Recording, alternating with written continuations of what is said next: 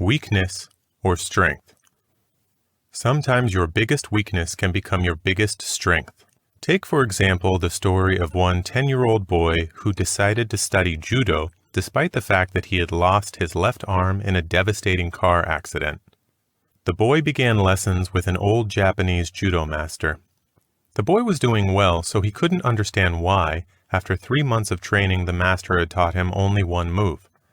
"Sensei," the boy finally asked, "shouldn't I be learning more moves?" "There is only one move you know, but it is the only move you'll ever need to know," the sensei replied. Not quite understanding, but believing in his teacher, the boy kept training. Several months later, the sensei took the boy to his first tournament. Surprising himself, the boy easily won his first 2 matches. The third match proved to be more difficult, but after some time, his opponent became impatient and charged. The boy deftly used his one move to win the match. Still amazed by his success, the boy was now in the finals.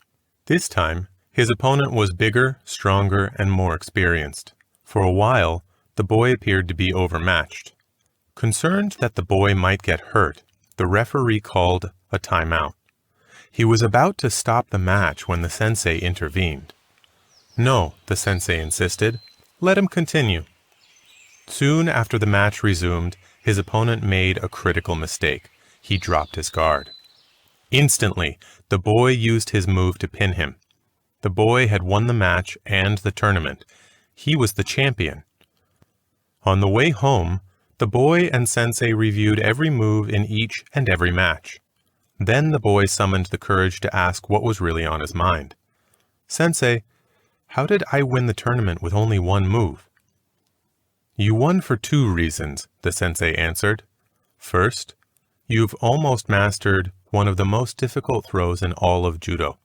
And second, the only known defense for that move is for your opponent to grip your left arm." The boy's biggest weakness had become his biggest strength. Wranglers and Stranglers. Years ago, there was a group of brilliant young men at the University of Wisconsin who seemed to have amazing creative literary talent. They were would-be poets, novelists, and essayists.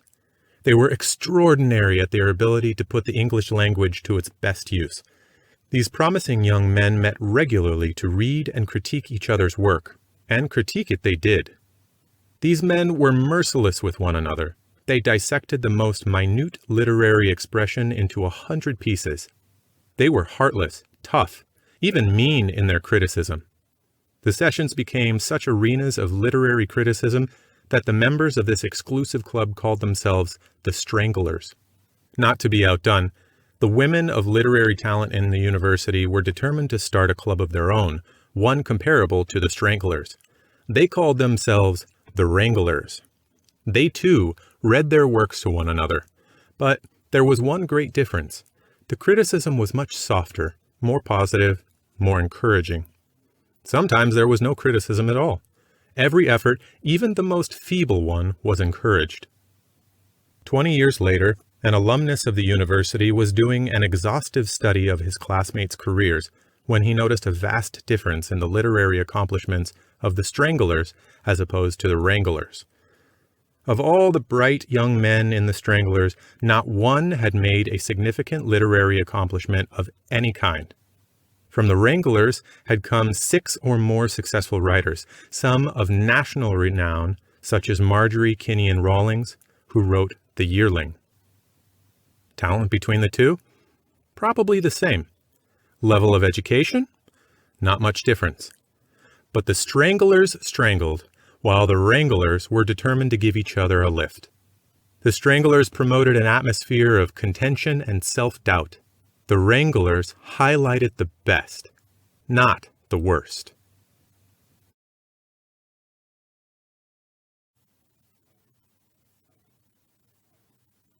A special teacher. Years ago, a Johns Hopkins professor gave a group of graduate students this assignment. Go to the slums, take 200 boys between the ages of 12 and 16, and investigate their background and environment, then predict their chances for the future. The students, after consulting social statistics, talking to the boys, and compiling much data, concluded that 90% of the boys would spend some time in jail. 25 years later, another group of graduate students was given the job of testing the prediction. They went back to the same area. Some of the boys, by then men, were still there. A few had died, some had moved away, but they got in touch with 180 of the original 200. They found that only 4 of the group had ever been sent to jail. Why was it that these men, who had traveled in a breeding place of crime, had such a surprisingly good record? The researchers were continually told, well, there was a teacher. They pressed further and found that in 75% of the cases it was the same woman. The researchers went to this teacher, now living in a home for retired teachers. How had she exerted this remarkable influence over that group of children? Could she give them any reasons why these boys should have remembered her? No, she said. No, I really couldn't. And then, looking back over the years, she said musingly more to herself than to her questioners, I loved those boys.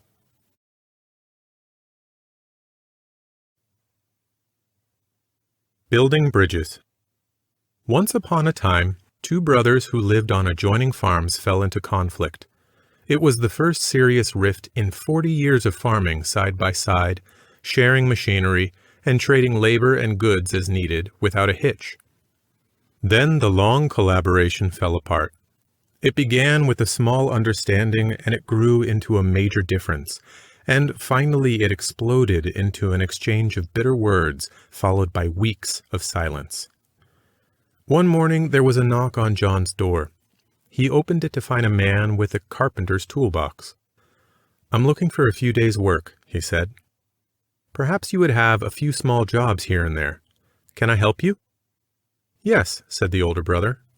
I do have a job for you. Look across the creek at that farm. That's my neighbor. In fact, it's my younger brother. Last week there was a meadow between us, and he took his bulldozer to the river levee, and now there is a creek between us. Well, he may have done this to spite me, but I'll go him one better. See that pile of lumber curing by the barn? I want you to build me a fence, an 8-foot fence, so I won't need to see his place anymore. Cool him down, anyhow. The carpenter said, I think I understand the situation. Show me the nails and the post hole digger and I'll be able to do a job that pleases you. The older brother had to go to town for supplies, so he helped the carpenter get the materials ready, and then he was off for the day. The carpenter worked hard all day measuring, sawing, nailing. About sunset, when the farmer returned, the carpenter had just finished his job. The farmer's eyes opened wide, his jaw dropped. There was no fence there at all. It was a bridge stretching from one side of the creek to the other. A fine piece of work, handrails and all, and the neighbor, his younger brother, was coming across, his hand outstretched. You are quite a fellow to build this bridge after all I've said and done. The 2 brothers stood at each end of the bridge, and they met in the middle, taking each other's hand. They turned to see the carpenter hoist his toolbox on his shoulder. No, wait! Stay a few days. I've got a lot of other projects for you, said the older brother. I'd love to stay on, the carpenter said, but I have many more bridges to build. Cleaning up our mistakes. Pencil. I'm sorry. Eraser. For what? You didn't do anything wrong. Pencil. I'm sorry, you get hurt because of me. Whenever I made a mistake, you're always there to erase it. But as you make my mistakes vanish, you lose a part of yourself and get smaller and smaller each time. Eraser. That's true, but I don't really mind. You see, I was made to do this. I was made to help you whenever you do something wrong, even though one day I know I'll be gone. I'm actually happy with my job, so please, stop worrying. I hate seeing you sad. Our parents are like the eraser, whereas we children are the pencil. They're always there for their children, cleaning up their mistakes. Sometimes along the way they get hurt and become smaller, older, and eventually pass on. Take care of your parents. Treat them with kindness and most especially, love them.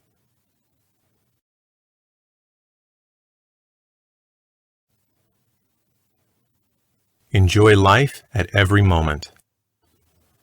Once a fisherman was sitting near the seashore under the shadow of a tree smoking a cigarette. Suddenly a rich businessman passed by approaching him and inquired as to why he was sitting under a tree smoking and not working. To this the poor fisherman replied that he had caught enough fish for the day. Hearing this, the rich man got angry and said, "Why don't you just catch more fish instead of sitting in the shadow, wasting your time?" The fisherman asked, "What would I do by catching more fish?" The businessman, "You could catch more fish, sell them and earn more money, and buy a bigger boat." The fisherman, "What would I do then?" "You could go fishing in deep waters and catch even more fish and earn even more money," the businessman replied. The fisherman said, "What would I do then?" "You could buy many boats and employ many people to work for you and earn even more money," said the businessman. The fisherman said, "What would I do then?" "You could become a rich businessman like me," said the businessman. The fisherman said, "What would I do then?" "You could enjoy your life peacefully." The fisherman said, "And what do you think I'm doing right now?" You do not need to wait for tomorrow to be happy and enjoy your life. You don't even need to be richer or more powerful to enjoy life. Life is at this moment. Enjoy it fully.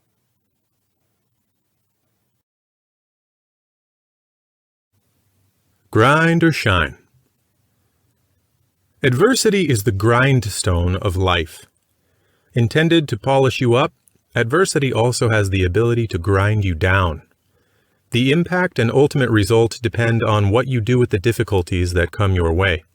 Consider the phenomenal achievements of people experiencing adversity. Beethoven composed his greatest works after becoming deaf.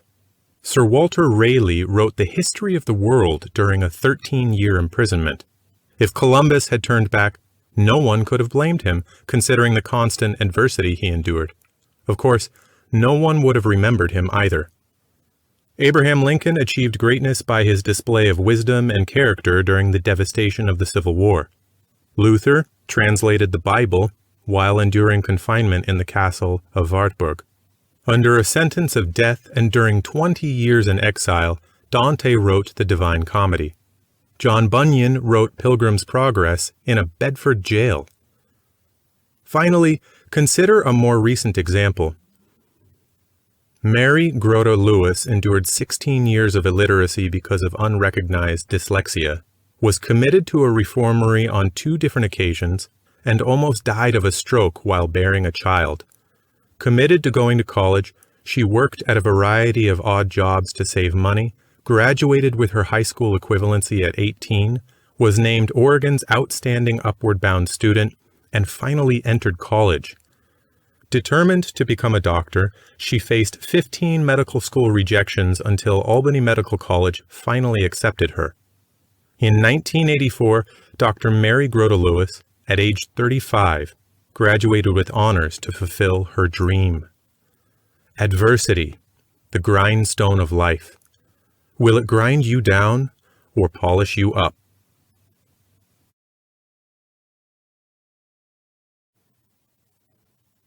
Island of Feelings.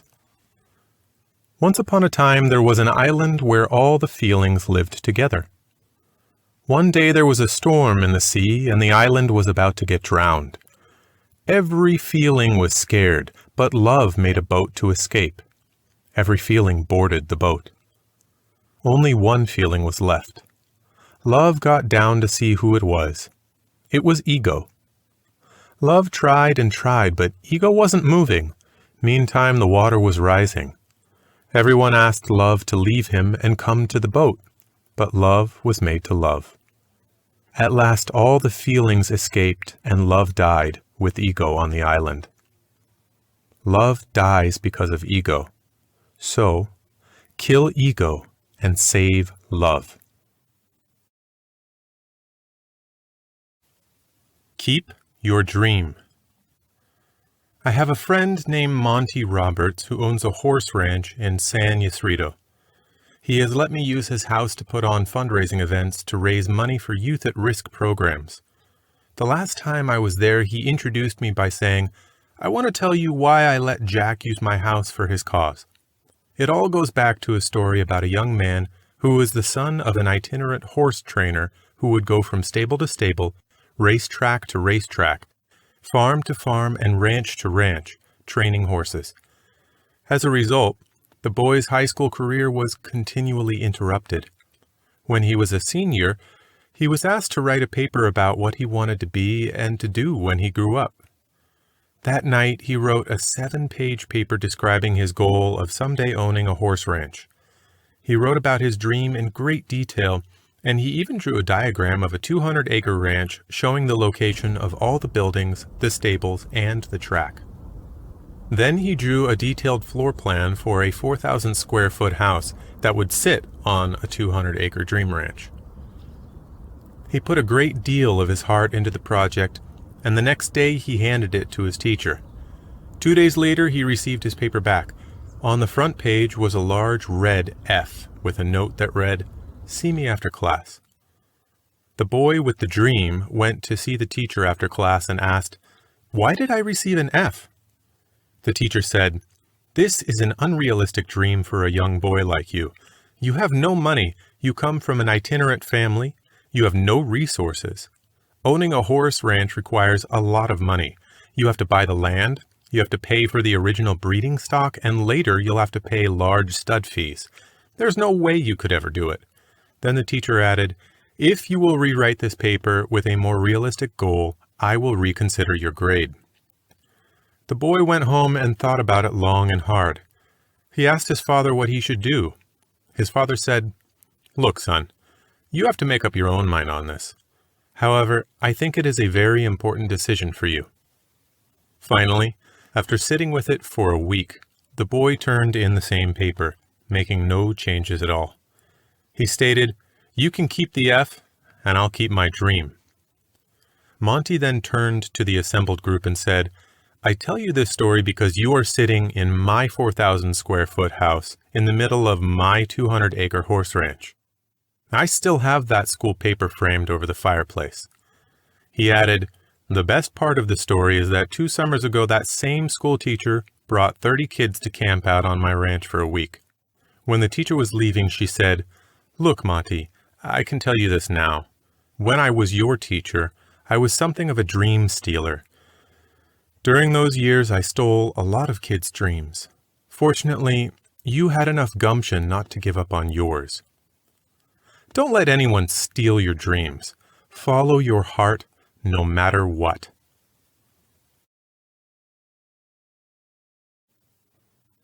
The Governor's Wife. There's a cute story told about a former governor of Texas, Mark White. Governor White and his wife were driving through the open Texas countryside one day, out for a relaxing drive and talk. The couple happened to be around the area where Miss White grew up, and as they pulled into a gas station to fuel up and check out the car, Mark noticed a little nervousness with his wife.